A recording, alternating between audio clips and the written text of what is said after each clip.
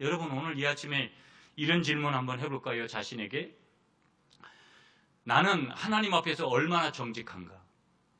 여러분 스스로가 점수를 준다면 몇 점이나 여러분에게 주겠어요?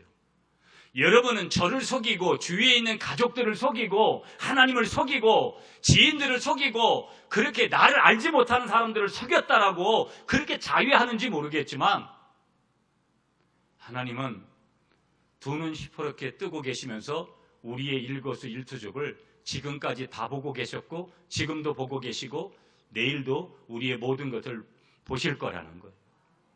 아멘이십니까 여러분? 그 하나님 앞에서 내가 정직할 수 있느냐? 저는 자신이 없습니다.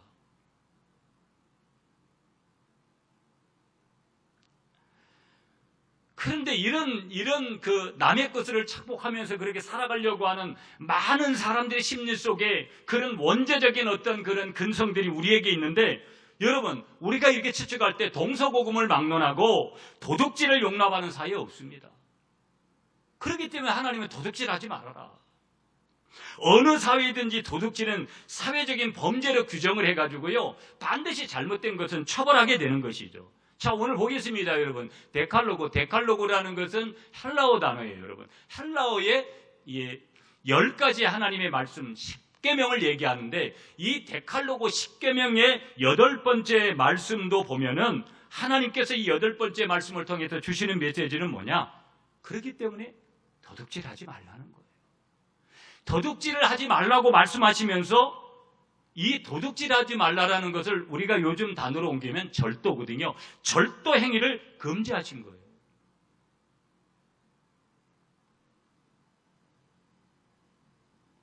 여러분 레위기 19장 11절 말씀에 하나님 이렇게 말씀하세요. 너희는 도둑질하지 말며 속이지 말며 서로 거짓말하지 말라. 그렇게 명령하십니다. 그러니까 우리가 늘 신앙 고백을 다른 데 하듯이 코람데오, 이 코람데오라는 단어가 하나님 앞에서인데 하나님 앞에서 너희는 정직해라. 하나님의 마음이 오늘 데칼로그 8번째 계명을 통해서 그 마음을 거기에 담아주셔서 우리가 그걸 발견하고 그 계명대로 10가지의 이 말씀대로 우리에게 살게 하시고 또 살도록 오늘도 하나님의 마음을 보여주시는 줄 믿습니다. 그러나 보세요 여러분. 그럼에도 불구하고 이러한 말씀에도 불구하고 이 8번째 계명이 이스라엘 사회에서 잘 지켜졌느냐? 잘 지켜지질 않았다라는 거예요. 우리는 이런 말씀을 들으면 이제부터는 그렇게 살아야 되겠지라고 우리가 결단을 하지만 그 결단이 결국 3일도 못 가는 경우들이 허다라는 거예요. 허다하다.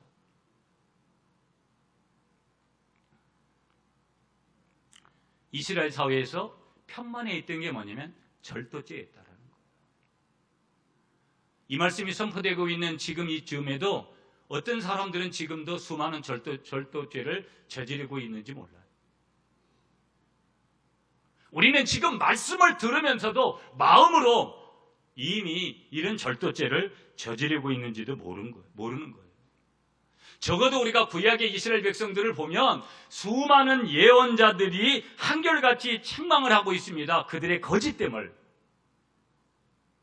그 거짓됨을 책망하고 있는 예언자들의 그 증명을 통해서 우리는 뭘 할 수 있느냐? 이스라엘 사회에 편만에 있던 게 절도죄요. 이스라엘 사회에 편만에 있던 게 바로 뭐예요? 도둑질하는 그런 행태들이 많이 있었구나 하는 것들을 알 수가 있는 거예요. 여러분 시간 관계상 여러분 더 인용을 하지 않겠는데 호세아 4장 2절, 예레미야 7장 8절, 에스겔서 22장 29절에 가보면 그것을 선지자들 통해서 예언자들을 통해서 하나님이 분명히 그걸 증명해 보여주세요. 자 본문으로 돌아볼게요 여러분. 자 오늘 15절 짧은 한 절이잖아요. 도둑질하지 말라. 자 이제부터는 본문을 좀 더 자세히 한번 우리가 살펴보겠는데요. 제일 먼저 생각해 볼 점은 뭐냐면 이 제8계명이 개인적인 소유권을 인정하고 있다는 거예요. 여러분 모든 것이 하나님의 것이지만 뒤에도 말씀드리겠지만 하나님은 하나님의 것을 개인적으로 소유할 수 있는 소유권을 인정하시는 줄 믿습니다. 내 것이 있고 저분의 것이 있는 거예요. 그러므로 이런 맥락을 가지고 보면 우리가 인류 최초의 도둑질은 어디서부터 출발하느냐? 에덴 동산에서 시작되고 있다는 것을 우리가 성경을 통해서 확인할 수 있어요. 인류 최초의 도둑질이 어디서부터 출발했다고요? 에덴 동산에서. 그럼 누구로부터 출발했겠느냐 하면은 하나님께 속해 있던 절대 소유권을 인류의 첫 조상이었던 아담과 하와에게 주셨으니까 결국은 아담과 하와가 결국은 침범을 했구나 하는 것들을 우리가 쉽게 성경을 보다 보면 알 수 있는 거예요. 그러면 여러분 잘 보세요. 오늘 8번째 계명, 도둑질 하지 말라라는 이 8번째 계명을 대하는 데 있어서 또 한 가지 우리가 전제되어야 될 중요한 사실 한 가지가 있는데, 그것이 뭐냐? 좀 전에 말씀드린 대로 이 세상의 모든 소유가 하나님의 것이라는 사실이에요. 아멘을 왜 안 하세요? 아멘은 쓸데없이 아무 때나 하지 말고 여러분 요런 때 하셔야 된다고요. 아멘이십니까? 매우 중요한 사실이죠. 여러분이 건강이든 자녀든 물질이든 내 것이라는 주장이 강한 순간 하나님은 오래 기다리시다가 그것을 갖다가 깨달을 수 있는 사건을 만드시고 일을 만드시고 어떤 계기를 만드세요. 내가 그렇게 살고 있는데도 하나님이 내 삶에 간섭하지 않는다. 그게 무서운 거예요. 여러분, 내가 가지고 있는 모든 것들, 세상에 있는 모든 것들 하나님의 창조물이요, 하나님이 참 주인이시라는 것을 인정하시는 여러분이 되시기를 축복하겠습니다. 아멘이시죠, 여러분? 우리가 인정하는 거 매우 중요한 거예요. 그게 믿음이에요, 여러분. 인정하지 않는 거기 때문에 결국은 그건 믿음에서 파선하는 거고 믿음에서 떠나간 거고 믿음이 약한 거예요. 그렇기 때문에 8계명이 전제하는 개인의 소유권은 하나님께서 그에게 부여하신 소유권이다. 이거 내게 하나님께서 맡기신, 내게 하나님께서 선물로 주신 것이다. 여러분 그렇게 기억하시기 바랍니다. 그래서 이 8번째 계명의 도둑질의 개념은 철저히 하나님과의 관계성 속에서 해석이 돼야 돼요. 모든 것이 그렇지만 특별히 이 도둑질에 대한 이런 모든 내용들 자체가 누구의 관계 속에서? 하나님의 관계 속에서. 하나님이 이렇게 했을 때 나에게 어떻게 말씀하실까? 어떻게 보실까? 하나님 앞에 내가 이런 행위를 했을 때 하나님께 영광을 가리울까? 하나님께 영광을 돌리게 될까?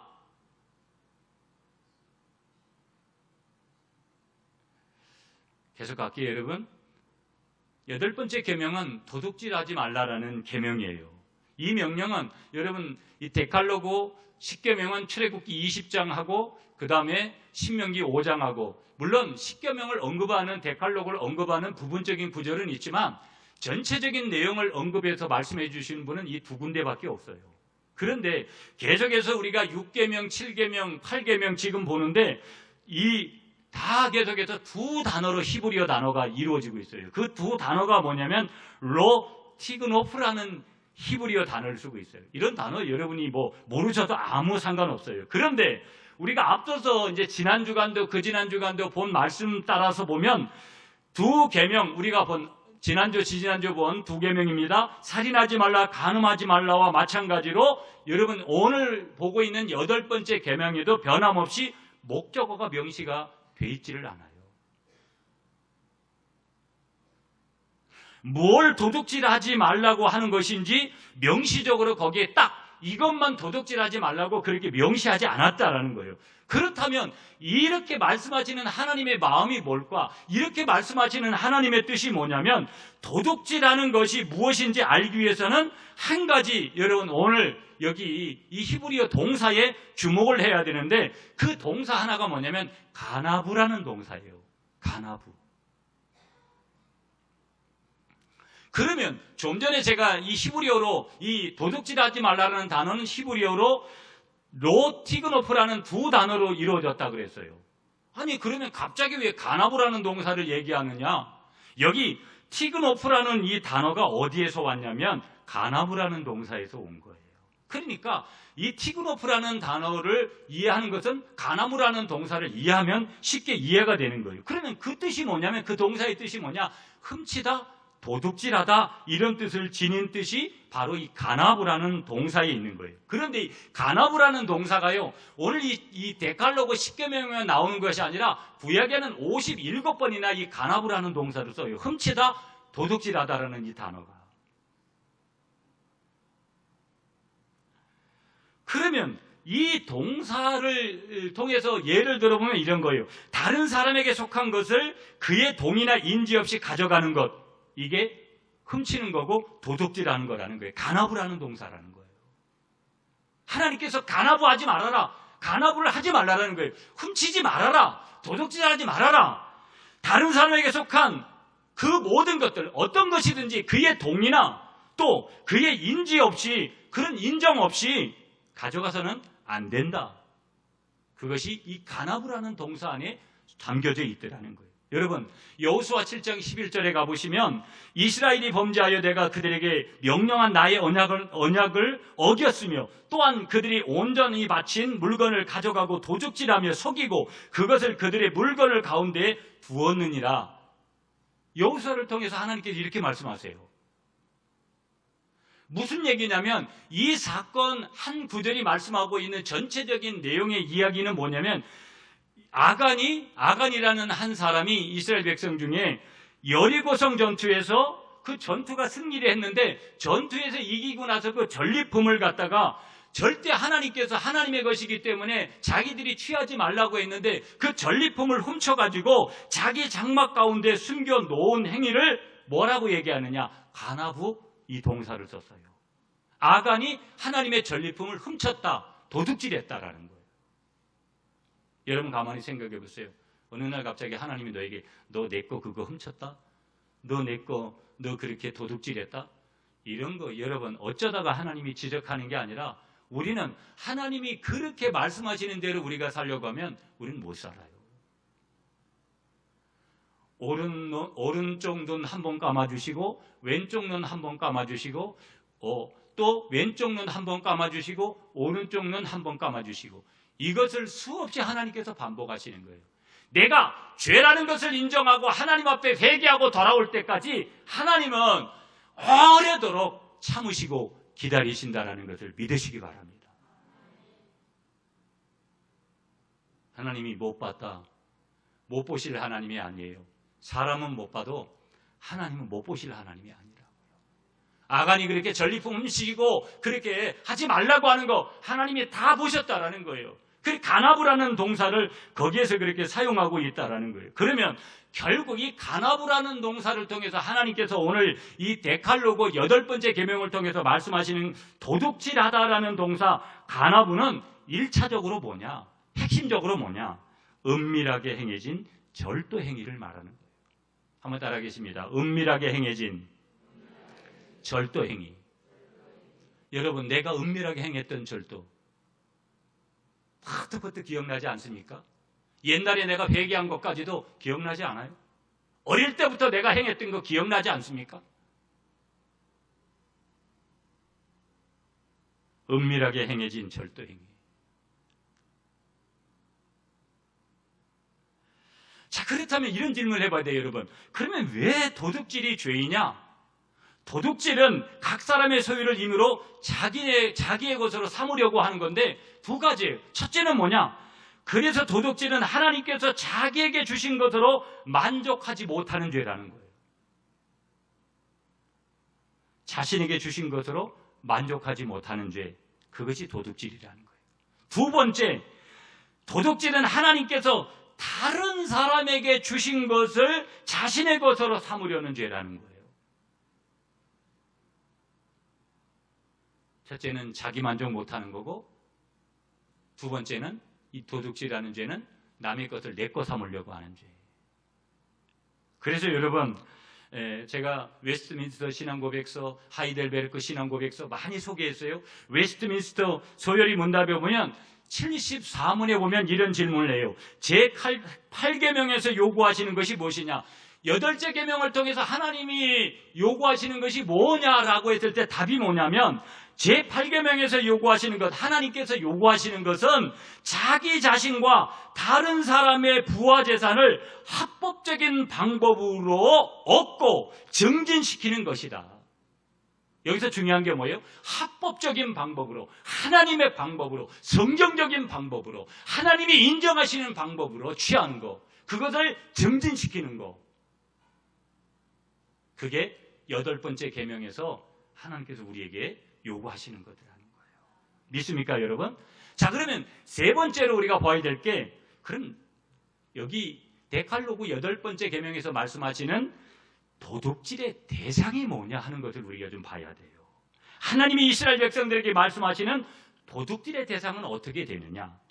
여러분, 소가 있고요, 농경사이니까 양이 있고요, 염소가 있고요, 은이 있고요, 금이 있고요, 돈이나 물품이 있고요, 어떤 경우에는 사람이 있고요, 어떤 경우에는 사람의 신이 있고요, 어떤 경우에는 사람의 이 마음이 있고요, 어떤 경우에는 아까 말씀한 대로 여호수아서를 말씀하셨듯이 하나님께 바친 물건이 있고요, 어떤 경우에는 드라빔이라는 신이 있고요. 이것이 다 뭐냐면 도둑질의 대상이었다라는 거예요. 오늘로 말하면 우리가 농경사회가 아니니까, 여러분, 농경사회 플러스니까, 여러분, 이 정보화 시대, 종교다원주의 시대, 포스트 모더니즘 시대, 우리가 여러분 여기서 가져올 것들이 얼마나 많겠어요. 자, 조금 부연해서 이 내용들을 좀 설명하면 그런 거예요. 구약에서는 인간들이 도둑질하는 내용을 보면 우리의 상상을 초월한다는 거예요. 여러분, 좀 전에 말씀드렸어요. 우선 인간들은 타인의 재물을 도둑질해요. 여러분, 그 당시에 양과 염소 이런 것은요, 큰 재산이었어요. 여러분, 저희 집에도 어릴 때 보면, 여러분, 늘 제 방 옆에가 소를 키우는 그런 그 외양간이라고 그러죠. 외양간이었어요.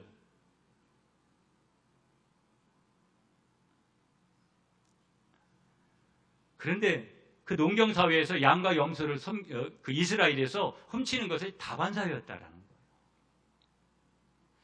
이 말씀을 준비하다 보니까 여러분, 옛날에 닭 훔쳐먹고 중학교, 고등학교 다닐 때 친구들하고, 그 다음에 무슨 과수원에 가가지고 남의 집 포도 따먹고 이런 것들까지 다 생각이 나더라고요.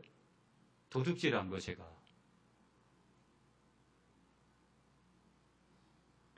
여러분, 그 당시에도 돈이 다 있었겠죠. 그러니까 그 당시에 통용하고 있는 것이 대부분 은이나 금 같은 건데, 이런 것들 다 도둑질하는 거예요. 여러분, 지금도 인신매매라는 것이 너무 끔찍하지만 그 당시도 항상 인신매매가 있었습니다. 사람을 도둑질하는 거예요.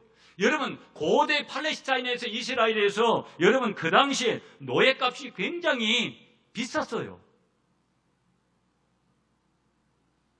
수천 년 전이나 지금이나 사람을 팔아먹는 거예요. 사람을 도둑질하는 거죠, 보면.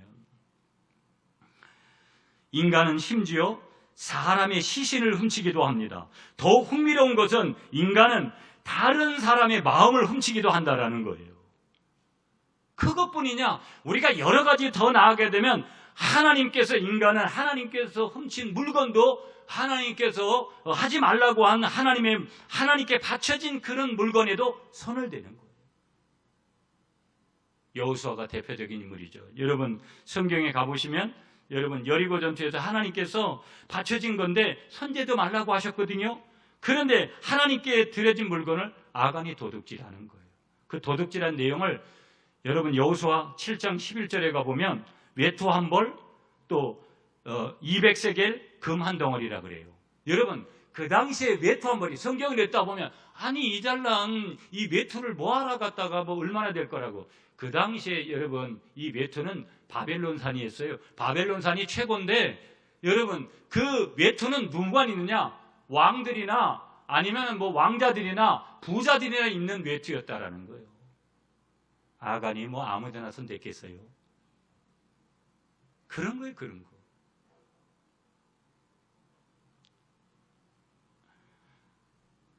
여러분, 여기서 또 한 걸음 더 나아가면은 우리가 잘 아는 대로 여러분, 라헬은 신조차도 자기 아버지가 라발이라는 아버지가 섬겼던 드라빔이라는 신까지 여러분 야곱, 자기 남편 야곱하고 자기 친정집에서 나올 때 도망집에서 아버지의 신인 드라변까지 훔쳐나오잖아요.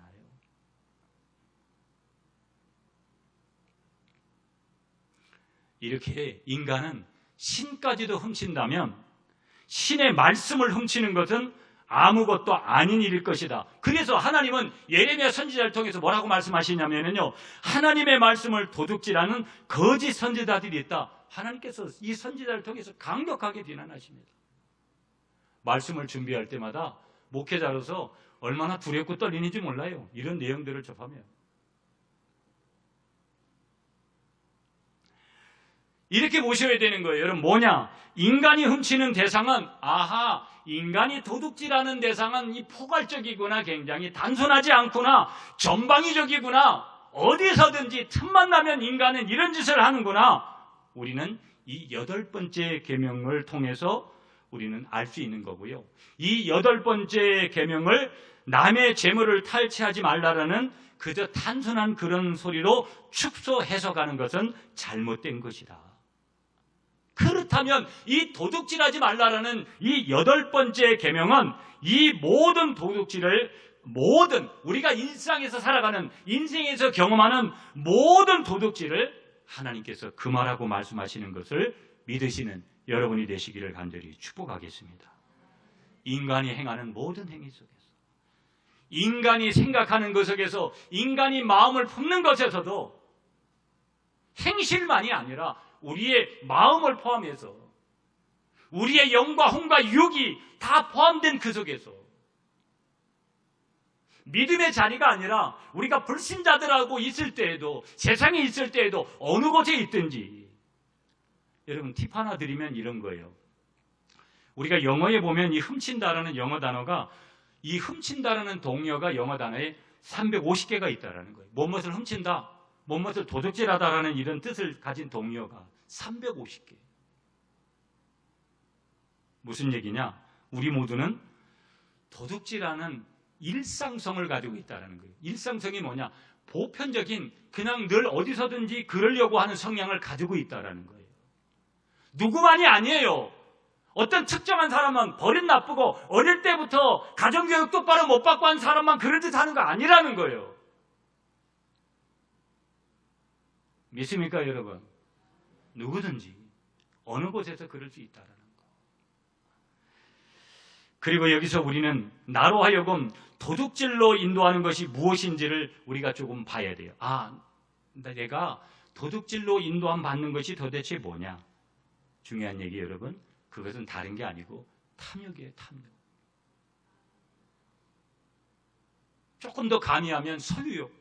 남보다 더 가지려고 하고 남이 안 가진 걸 좀 가지려고 하는 것.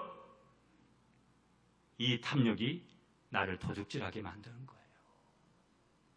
그래서 도둑질 말라 그렇게 말씀하시는 계명은 인간이 탐욕에서 벗어나지 못하는 한 하나님의 이 명령은 지키기가 쉽지가 않아요.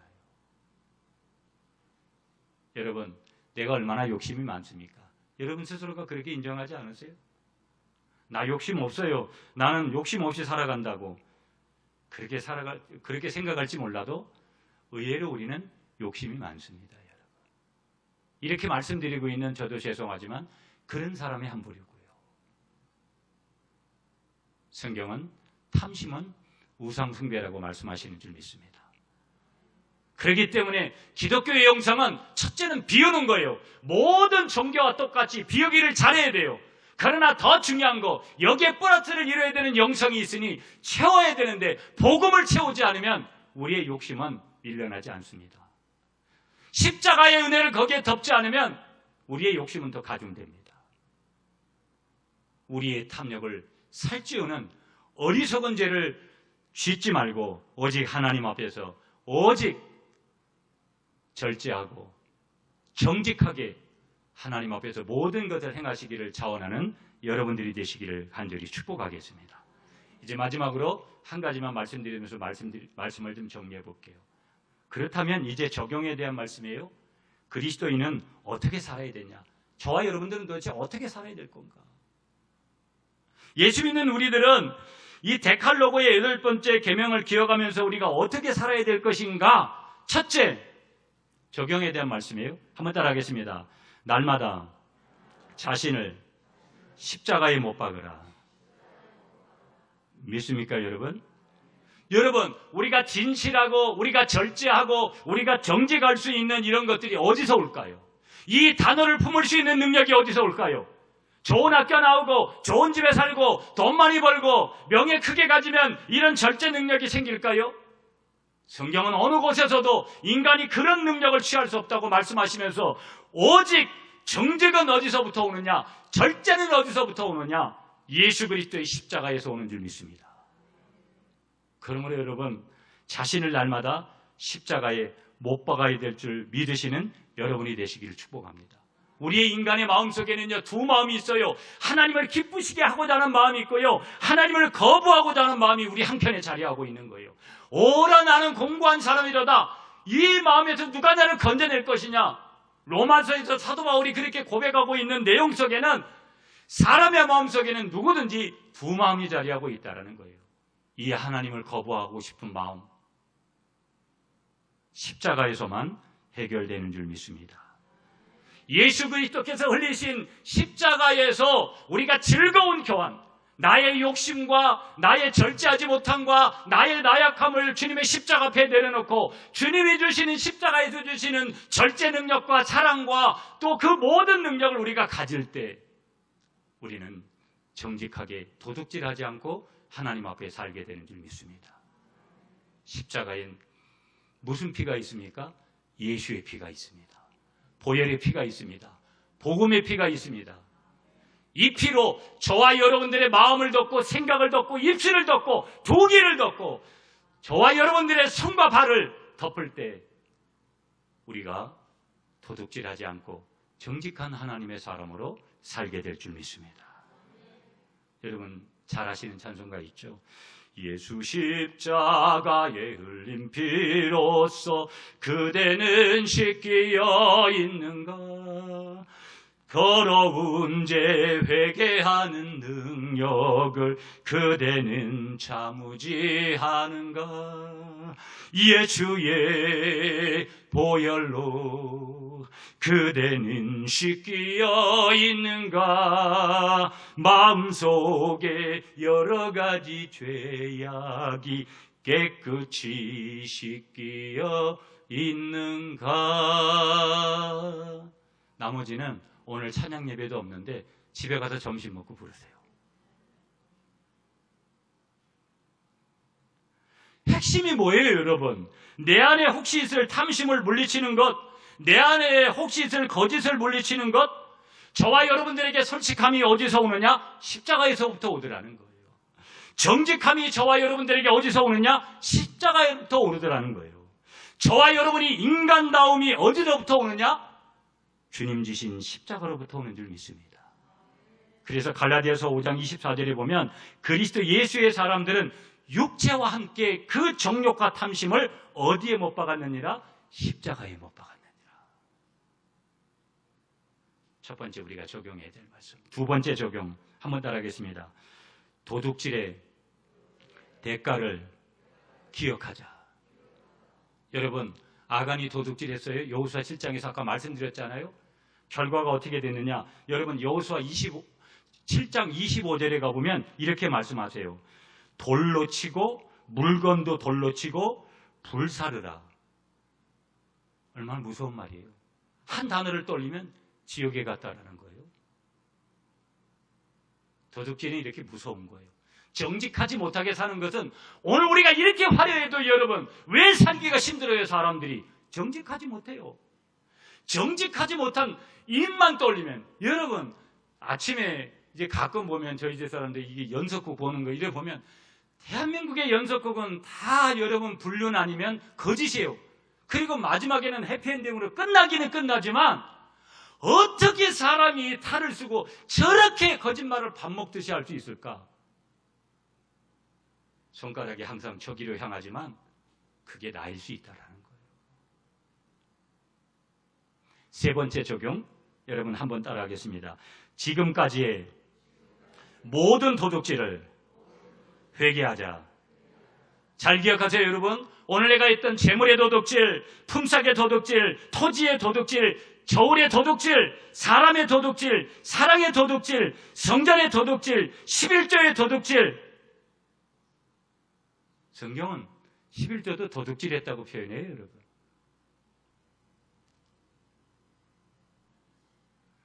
이것만 있겠어요, 여러분? 내가 행했던 이 모든 도둑질을 어떻게 해야 된다? 회개해야 될 줄 믿습니다. 회개해야 정직이 회복돼요, 여러분. 아멘이십니까, 여러분? 바름을 이뤄가야 돼요. 바라야 돼요. 바르다. 뭔가 바르다. 예수 믿는 사람들은 바르다. 옆에 계신 분하고 이렇게 인사하시죠. 바르게 삽시다. 결론은 이렇게 드릴게요, 여러분. 좋은 일이니까 실명을 좀 밝혀드릴게요. 아주 목회를 잘하신 합동측에 부산에 있는 수영록교회를 섬기신 전필터 목사님 이야기입니다.